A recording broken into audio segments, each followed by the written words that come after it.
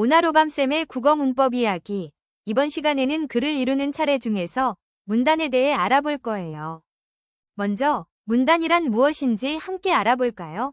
문단이란 여러 개의 문장이 모여서 하나의 중심 생각을 나타내는 덩어리예요. 중요한 약속. 하나의 문단에는 반드시 하나의 중심 생각만 담아야 해요. 예를 들어 짜장면 만드는 법을 설명하다가 축구 이야기를 한 문단에 섞으면 읽는 사람이 혼란스러워지겠죠. 그래서 문단을 나눌 때는 여기까지는 이 주제, 다음은 저 주제처럼 명확하게 구분해야 해요. 한 문단에 하나의 생각만 담으면 글을 더 쉽게 이해할 수 있답니다. 확인 문제예요. 여러 개의 문장이 모여 하나의 중심 생각을 나타내는 글의 단위는 무엇일까요? 정답은 3번 문단입니다. 이번에는 문단을 구별할 수 있는 두 가지 비밀을 알려드릴게요. 글을 읽을 때 여기서 새로운 문단이 시작되는구나 를 어떻게 알 수 있을까요? 바로 두 가지 약속이 있어요. 첫째, 들여쓰기예요. 새 문단은 첫 줄의 첫 칸을 비우고 시작하죠. 둘째, 줄 바꾸기예요. 문단이 끝나면 다음 줄로 넘어가면 된답니다. 이 두 가지 규칙만 지켜도 글의 구조가 한눈에 들어와 내용을 훨씬 쉽게 이해할 수 있어요. 확인 문제. 다음 중 문단을 올바르게 구분하여 쓴 모습은 어느 것인가요? 정답은 1번. 문단이 끝날 때마다 줄을 바꾸고 첫 칸을 비웠다. 입니다. 문단의 속모습을 자세히 살펴볼까요? 문단은 마치 기차처럼 일정한 구조를 가지고 있어요. 하나의 문단은 보통 두 종류의 문장으로 이루어져요. 먼저 중심 문장은 이름 그대로 문단의 핵심 내용을 담고 있는 대장 문장이죠. 이 문단이 무엇에 대해 말하는지 한눈에 보여주는 주인공이에요. 하지만 대장 혼자서는 힘이 부족하겠죠.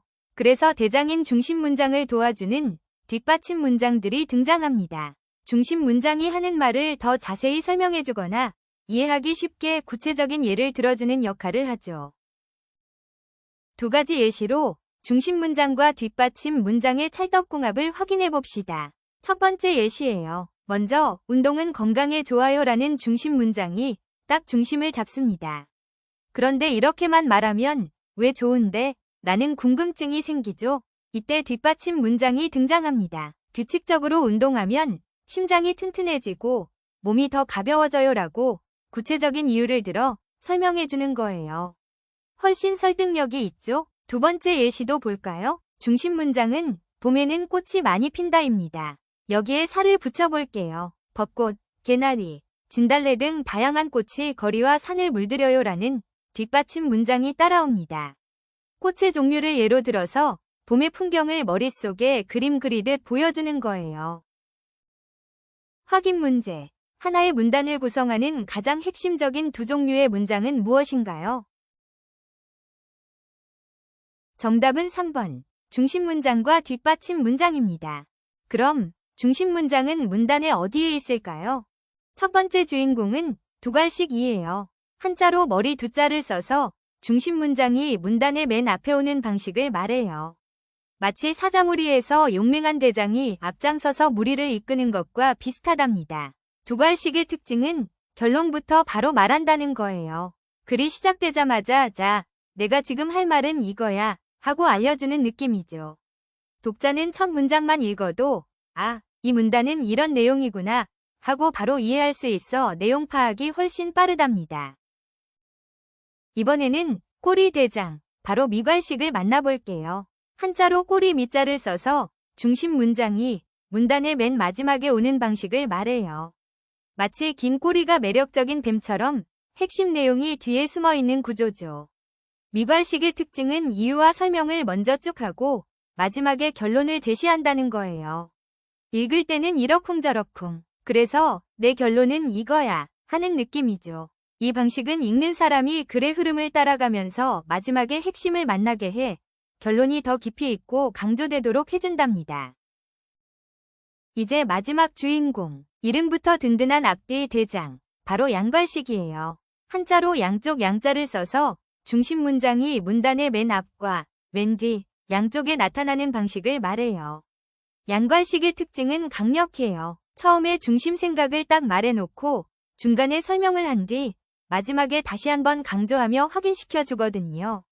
읽을 때는 내가 아까 말했지.